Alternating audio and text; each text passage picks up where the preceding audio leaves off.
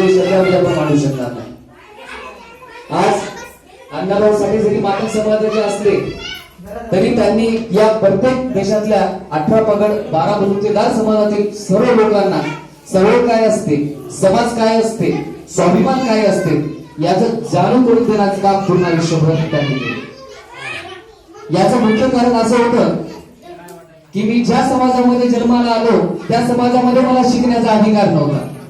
मी ज्या समाजामध्ये जन्माला आलो त्या समाजामध्ये मला बाहेर वावरण्याचा अधिकार नव्हता. मी ज्या समाजामध्ये जन्माला आलो त्या समाजामध्ये मला शाळेत बसण्याचा अधिकार नव्हता. मी ज्या समाजामध्ये जन्माला आलो त्याच समाजामध्ये त्याच धर्मामध्ये मला त्याच मंदिरात जाण्याचा अधिकार नव्हता. मी ज्या समाजात ज्या धर्मात जन्माला आलो मला तिथे उभं राहून सुद्धा जेवण करण्याचा, कोणाच्या पंक्तीमध्ये बसण्याचा का कोणाच्या कार्यक्रमात जाण्याचा सुद्धा मला अधिकार नव्हता. एवढंच नव्हे तर मी ज्या धर्मामध्ये जन्माला आलो त्या धर्मामध्ये जन्माला आला असताना मी 2 वर्षाचा झालो आणि जेव्हा मी शाळेत जातो तेव्हा 3 वर्षामध्ये मला ती शाळा सोडावी लागते. अत्यंत खंत आणि दुःखजनक या भारतातल्या लोकांतील आणि मनोमन लोकांना त्रास सहन करणारे परमपूज्य आणि आपले साहित्य अण्णाभाऊ साठे होते. मला शिकता येत नाही, मला मंदिरात जाता येत नाही, मला कोणते कार्यक्रम करता येत नाही, मला बोलण्याचा अधिकार नाही, मला शिकण्याचा अधिकार नाही, मला बाहेर जाण्याचा अधिकार नाही, मंदिरात गेलो तर मला मंदिरात जाण्याचा अधिकार नाही, कोणत्याही प्रकारचे मला अधिकार नाहीत आणि मी या समाजामध्ये जन्माला आलो त्या समाजाची विपरीत तीच होती. मग नेमकं करायचं काय? चळवळ अंगात आहे, खिशात पैसे नाही, शिक्षण नाही, कुठे जाण्याची मुभा नाही, कोणत्याही प्रकारचे मार्गदर्शन नाही, कोणीही माझ्या सोबत नाही. मी हजारो लाखो लोकांमध्ये एकटा उभा म्हणून एकटाच उभा होतो. मग नेमकं करायचं काय? ही प्रत्येक त्रासाची झळ मी सोसलेली आहे अशा अण्णाभाऊ साठेंचा विचार त्यांनी आपल्या समाजाला दिला. अत्यंत गरीब कुटुंबातील, खायला घरामध्ये भाकर नाही, खिशामध्ये पैसा नाही, पण तरीही मला क्रांती करायची, तरीही मला चळवळ करायची. ती चळवळ कशी करायची, ती क्रांती कशी करायची याच्या विचारामध्ये मला डोळ्यासमोर एक चेहरा दिसला आणि तो चेहरा म्हणजे संविधान निर्माते डॉक्टर बाबासाहेब आंबेडकरांचा होता. त्या चेहऱ्यामध्ये मला प्रकाश दिसला, त्या चेहऱ्यामध्ये धगधगता मला असा प्रकाश दिसला की मला कळालं की जर या प्रकाशामध्ये जर मी गेलो, या प्रकाशाचा झोप जर मी सोबत घेऊन गेलो तर माझ्या समाजात जागृत होईल, माझ्या समाजामध्ये लढण्याची ताकद येईल आणि मी ती याच विचारातून क्रांती मी माझ्या समाजामध्ये घडवू शकतो. त्यामुळे मी परमपूज्य डॉक्टर बाबासाहेब आंबेडकरांना माझ्या डोळ्यासमोर ठेवून माझा बाप, माझा गुरु मानतो आणि त्याच्या विचारांवरती जरी मला शिक्षण नसेल मी माझ्या लेखणीवरतून, मी माझ्या विचारातून, माझ्या ग्रंथातून, माझ्या प्रबोधन, माझ्या विचारातून माझ्या समाजाचं प्रबोधन करतो आणि डॉक्टर बाबासाहेब आंबेडकरांचे, महात्मा ज्योतिबा फुलेंचे, छत्रपती शिवाजी महाराजांचे विचार मी लोकांना देतो आणि माझ्या समाजामध्ये जागृतीचं काम करतो. अशा विचारधारा आणि अशी ताकदपूर्ण अण्णाभाऊसाठी मैदानात उतरले आणि ते त्रास त्यांनी सहन केला. आज त्या महापुरुषाचा आज 1 ऑगस्ट 1920 रोजी जन्म झाला. आज त्यावेळेला 100 वर्ष होतात. तर मला इथं जमलेल्या मातक बांधवांना एक प्रश्न विचारू इच्छितो की जरी अण्णाभाऊसाठी एवढा त्रास सहन केला, डॉक्टर बाबासाहेब आंबेडकरांनी जरी तुम्हाला एवढे अधिकार दिले, त्या अधिकाराचा आपण वापर योग्यरित्या केलाय नाही केला? आम्हाला माहित नाही. आम्हाला फक्त जयंती करायचं माहित आहे, आम्हाला फक्त अण्णाभाऊ साठेंच्या घोषणा द्यायचं माहित आहे, आम्हाला फक्त डॉक्टर बाबासाहेब आंबेडकरांच्या घोषणा द्यायचं माहित आहे, पण त्याच्या विचारांना चालायचं आम्हाला माहित नाही. आणि विचार जरी आम्हाला माहित असले तर त्या रस्त्याला आम्हाला जायचं नाही किंवा आम्हाला लोक काही जाऊ देत नाही किंवा जे जाऊ देणारे नाही त्यांना समोर अजून आम्हाला जायचं नाही हे आपण आपल्या मनाशी ठरवलेलं आहे. त्यामुळे आपण शिक्षण जरी असलं, शिक्षणाचे आपल्याला सगळे काही मूलभूत अधिकार जरी असले तर आपल्याला त्या गोष्टी करायच्या नाही. म्हणून आजही 100 वर्षामध्ये आपला समाज मागे आहे हे आपल्याला नाकारता येणार. आज मातक समाजाची परिस्थिती जर बदलली तर याच्यामध्ये 70% समाज हा दारूमध्ये गेला, 70% समाज हा पट्ट्यामध्ये गेला, 70% समाज शिकलेला समाज, समाजातील मातक समाजातले नेते समाजाचा घात केला, पैशामध्ये विकत घेतलं, मतदार विकत घेतलं आणि मोठे झाले आणि समाजाला रुग्ण मागे बघितलं नाही. त्यामुळे आपल्या आजही मातक समाजाच्या वस्त्या हे अवसाद पडलेल्या आहेत. परिस्थिती बघितलं तर घरकुल नाही, कॉलनीमध्ये रस्ते नाही, लेकरं शिक्षित नाहीत, खिशामध्ये पैसा नाही, घरामध्ये अन्न नाही किंवा कोणत्याही प्रकारचा आपल्याला आज सुविधा नाही. या ही क्रांती कशी बदलायची ही नुसतं अण्णाभाऊ साठेंचं नाव पण नव्हे तर त्यांच्या विचारातून ही क्रांती आपल्याला निर्माण करावी लागेल. मित्रांनो, जोपर्यंत ही क्रांती आपण निर्माण करणार नाही तोपर्यंत आपला समाज सुधारणार नाही. समाजात सुधारायचं म्हणजे नुसतं पैसा लावणे हे महत्वाचं नाही, समाज सुधारायचा म्हणजे समाजामध्ये जागोजागी येऊन जागृती करणे हे महत्वाचं आहे. ज्या महापुरुषांनी ज्या महामानवांनी आपल्यासाठी इतका मोठा त्रास सहन केला आणि आपण तो विचाराकडे आहोत, जिवंत आहोत, जिवंत ठेवण्याचं त्यांना आपल्याला काम केलं, ते जर नसते तर आज आपली परिस्थिती मित्रांनो सांगू नये अशी कुत्र्यासारखी, कुत्र्याच्या पलीकडे आपली परिस्थिती पहिलीच्याही काळात होती. आणि ते जर महापुरुष नसते तर कुत्र्याच्या पलीकडे परिस्थिती आपली आजही तेच राहिली असती.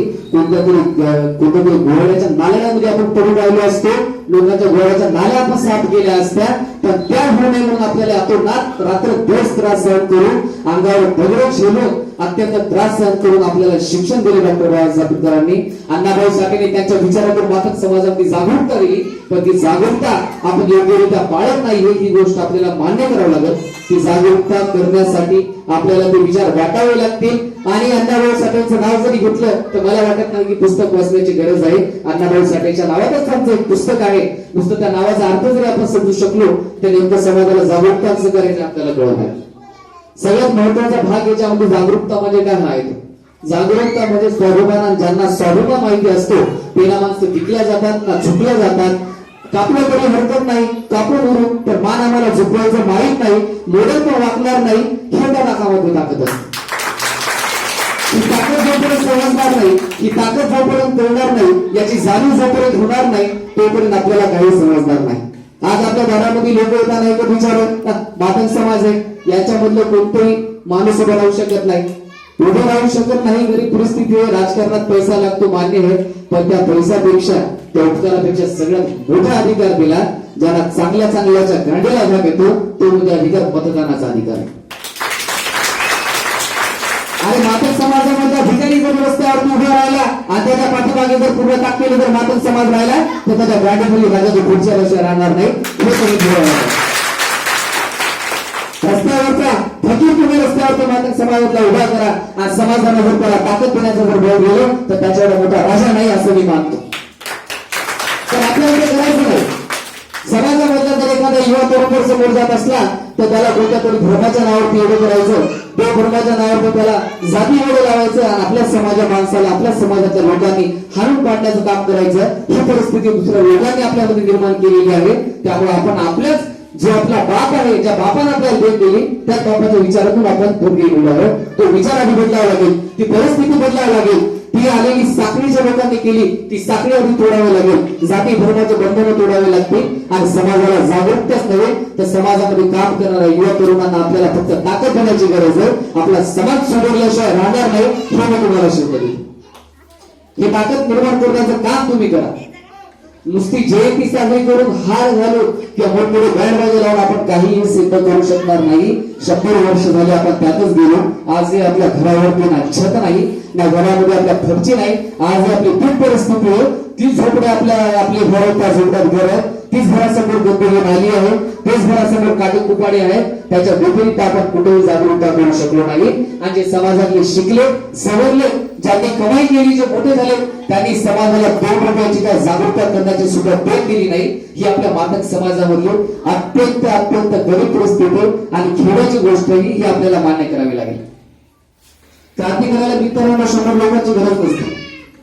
क्रांती करायला फक्त एक माणूस काफी असतो आणि ते एक माणूस म्हणजे डोळ्यासमोर आदर्श ठेवला तो त्या अण्णाभाऊ साठे. रस्त्यावरती मातंग समाज बहिणी असताना मंदिरात गेलो तर पायामध्ये खेळ मारला जातो. कुठे धर्माच्या नावावरती जर बाजूला उभं टाकलो तर हाड करून कुत्र्यासारखं आयुष्य जगावं लागलं असतं. ती झळ त्यांनी सोसलेली आहे आणि आपल्याला ती झळ सोसायची वेळ आली नाही. कारण आपल्याला त्यांच्या विचारातून संविधानाने आपल्याला अधिकार दिले, आपल्याला आरक्षणाचा अधिकार दिला, आपल्याला त्या परिस्थितीमध्ये जगण्याचा अधिकार दिला, शासनाने अधिकार दिले, सगळे काही आधाराला अधिकार आपल्याला संविधानाने दिले. म्हणून ती त्रास शोषण करण्याची आपल्याला गरज पडत नाही. कारण आपल्याला त्या संविधानाने एवढं मजबूत केलं की आज आपल्याकडे कोणत्या माईचा लहान जरी आला तर त्याला पाणी पाण्याची ताकद आपल्यामध्ये आहे. ती ताकद आपल्याला तर त्या ताकदीची जाणीव जोपर्यंत आपण विकल्या जातो तोपर्यंत त्या ताकदीची जाणीव होणार नाही. ती प्रथा आपल्याला बंद करावी लागेल. पहिलेही माझा मातंग समाज या गावामध्ये किंवा दुसऱ्या गावामध्ये का कुठेही सुद्धा 10 मतदान असो, 15 मतदान असो, 20 मतदान असो, त्या मतदानातून आपल्याला आपली ताकद आपली भय निर्माण करावी लागेल. आपल्या समाजातला जो युवा नेतृत्व जो इमानदार आहे, हालाकी फकीर सुद्धा असलं त्या माणसाला उभे करून निवडून देऊन त्या माणसाला आपल्या समाजाचं कर्तव्य निर्वहन करण्याची ताकद आपल्याला द्यावी लागेल. त्यासाठी आपल्याला एकत्र येऊन हे सर्व काही काम करावे लागेल.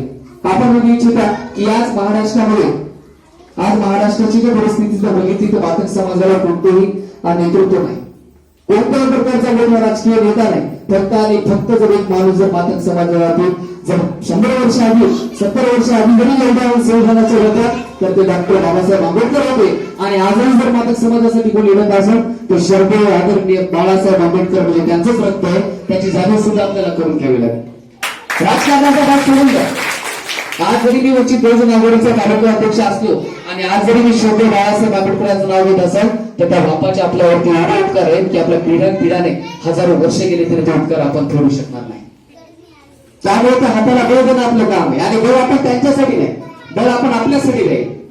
जोपर्यंत आपला समाज मजबूत होणार नाही, जोपर्यंत आपण मजबूत होणार नाही, जोपर्यंत आपले मागासवर्गीय लोक मजबूत होणार नाही, तोपर्यंत ही फळी निर्माण होणार नाही, तोपर्यंत मातंग समाज मोठा होणार नाही, तोपर्यंत मातंग समाजामधले लोक घडणार नाही. त्यामुळे मित्र, सत्यशव शांतपण नाही हे म्हणतात ते खरं आहे, पण त्यामध्ये जोपर्यंत स्वाभिमान आपल्यामध्ये येणार नाही तोपर्यंत तुम्ही काहीही करू शकणार नाही. आणि समाजातला एखादा जर घोडा आपल्याच समाजामध्ये जन्माला येतो, आज जर कोणाचे पाय चढत असेल तर मी सांगतो त्याला रस्त्यावर नांगर करून मारण्याची हिंमत तुमच्यामध्ये असते. आमदार असो, खासदार असो, मंत्री जरी समाजातला असेल आणि समाजाच्या कामी येत नसेल तर जाहीररित्या सांगतो दर रस्त्यावर तेवढं नांगर करून त्याला मारायची ताकद तुम्ही तुमच्यामध्ये ठेवा. उद्या माईचा लाल समाजामध्ये दलाली करणारा पैदा होणार नाही, ही ताकद तुम्हाला निर्माण करावी लागेल. आमदार कोणी कोणत्या मनाने होत नसते. आपण जेव्हा निवडून घेतो तेव्हा तो आमदार होतो. कोणत्याही समाजामधला नेता जर जन्मास आला तर त्या समाजामध्ये त्याला दोन देणे महत्वाचा असतो. आणि तो जर दोन जर आपल्याला देत नसेल तर तो आपला नेता नसतो, तो फक्त एक दलाल असतो. हे आपल्याला सगळ्यात पहिले लक्षात घेतलं पाहिजे. आज मीडियाचं रूप वर्ल्ड आहे, व्हॉट्सअप वर्ल्ड आहे, फेसबुक वर्ल्ड आहे, इंस्टाग्राम आहे. मीडियावरती घरामध्ये पुस्तक जरी हातामध्ये पडलं नाही तर मीडियावरती ग्रुपवरती सगळ्या माहिती येतात. वाचन महत्वाचं आहे.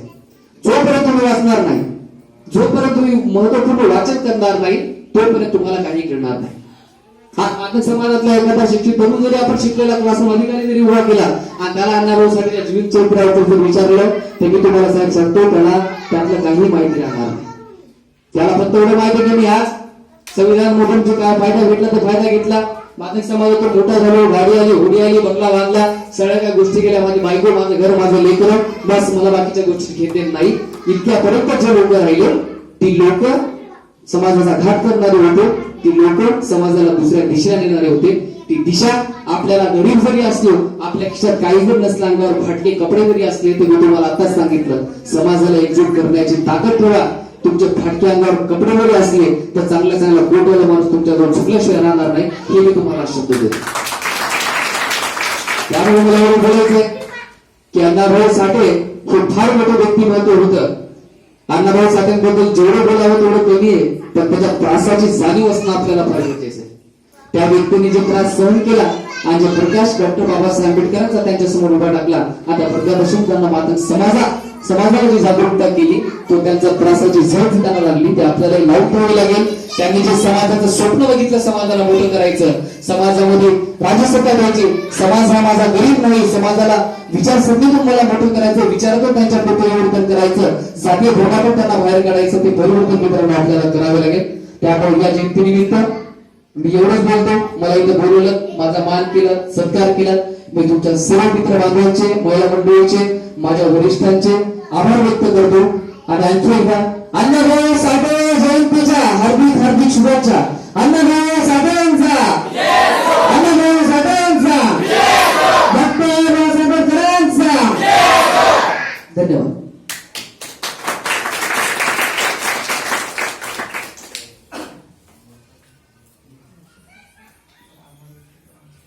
हा, आता मी सर्व गावकरी मंडळीला अण्णाभाऊसाठी बुद्ध बांधवांना व सर्व लहान मोठ्यांना क्रांतिकारी जय भीम जयललिता घालतो. आणि आपले दादा आपल्या शब्दाला मान देऊन कळून देऊन आपले वंचित बहुजन समाजाचे कळमूर तालुका अध्यक्ष व तसेच दादाचे मित्र अमोल भाऊ सुद्धा उपस्थित झालेले सर्व गावकऱ्यांच्या वतीने आपल्या क्रांतिकारक कार्यकर्त्यांच्या समितीच्या वतीनं आपल्या दोघांच्या लाडक्या पाहुण्याचं मी मनापासून स्वागत करतो, सुस्वागतम करतो आणि माझ्या स्वतःच्या वतीनं पण सुस्वागतम करतो, आभार व्यक्त करतो आणि दादाला असं सांगतो यावर्षी लॉकडाऊनचा आहे, पुढच्या वर्षी लॉकडाऊन खुलला की वाघाच्या पलीकडे गती घेऊन मोठा कार्यक्रम आयोजित करू आणि आपले बापू आहेत, आपल्या समाजाला आपले बापू दाखवून देऊ. खऱ्या मांड्याच्या नादीने लागता आपल्या समाजाकडे, आपल्या क्रांतीकड, आपल्या जिद्दीकड याच्याकडे लक्ष देण्याची मी सगळ्या समाजाला विनंती करतो आणि सर्वजणांचे मी स्वतः कमिटीच्या वतीनं आणि अण्णाभाऊ साठेच्या जयंतीनिमित्त दादाचं पुन्हा आभार व्यक्त करतो. जय भीम, जय लवजी. यानंतर मला कोणी माणूस जर असेल, दोन शब्द काही कोणाला बोलायचे असेल तर संविधान मोकळं आहे बाबू, बोलू शकता. अण्णाभाऊ साठे जयंती निमित्त हार्दिक हार्दिक शुभेच्छा सर्वांना. अण्णाभाऊ साठे यांचा जन्म 1 ऑगस्ट 1920 रोजी झाला. त्यांचे सांगावे किती तरी कमी आहे, किती बोललं तरी त्याच्यासाठी कमी आहे. आणि डॉक्टर बाबासाहेब आंबेडकरांनी असे संविधान लिहिले की कोणत्याही माणसाला हक्क आपला समजला पाहिजे आणि जर नाही समजला तो तिथंच मेला आणि ज्याला समजला तो पुढे गेला आणि ज्याला नाही कळला, ज्याला कळला तो उंचावर गेला आणि जो इथे राहिला तो इथेच राहिला, झोपडपट्टीमध्ये राहिला. आणि जे शिकले सवरले ते उंचावर गेले आणि जे नाही शिकला काही नाही झाला तो जागीच राहिला. तरी सगळ्यांना सांगू इच्छितो, शिका, संघटित व्हा आणि संघर्ष करा. डॉक्टर आंबेडकरांनी असे सांगितले की शिका, संघटित व्हा आणि संघर्ष करा. शिकले तरच जगले, शिकले नाही तर काहीच नाही झाले. इथून पुढे शिका, संघटित व्हा आणि संघर्ष करा. मी 2 शब्द संपवतो. जय भीम, जय लवजी. बघा, अनेक मी काय बोलतो, आता आपल्या गावातला विद्यार्थी लहान हा एखाद्या झोपडीत जर असता तर आज आपल्या समोर बोलला नसता. यांचं नाव आहे शुभम राजू, वडिलांचं नाव राजूभाऊ कांबळे. यांचे चिरंजीव आहेत पायकराव, राजूभाऊ पायकराव, सॉरी क्षमा करा, शुभम राजूभाऊ पायकराव. हे एखाद्या झोपडपट्टीत राहिले असते, कोणी मशीनवर वळत असते, त्याने सांगितलं असं मसळ राहिले तर दूध देतील, तूप देतील आणि पाठ उठून सगळ्यात लागते. म्हणून ही शाळा शिकली बोलू याचे मी दादाच्या वतीने, आपण सर्वांच्या वतीने यांचं पण स्वागत करू शकतो. गावामधून किती वेळ शिकल्याशिवाय माणूस बोलू शकत नाही. ज्याच्या घरात पुस्तकाचं कपाट नाही त्याचं घर कवाय सपाट. म्हणून बाबासाहेब आंबेडकर शिकलेला माणूस कोणापुढे नतमस्तक होतो, त्याच्या पुढे चांगले चांगले झुकतात. शिक्षणामुळे आडानी आई गरमागणे शिकलेली आहे, पुढे घर नाही. म्हणून शिका, लहान शिका, मोठ्यान शिका. जरी मोठे आडाणी असतील तरी त्याला दुसऱ्याचे विचार शिका. जर माणूस पुढे जात असेल समाजातला तर त्याला पुढे न्या, मागे नेऊ नका. आणि जर पुढे येणं होत नसेल तर त्याला कमीत कमी हेडगाव तरी नका. एवढं करा, नम्र विनंती. जय भीम, जय लवजी.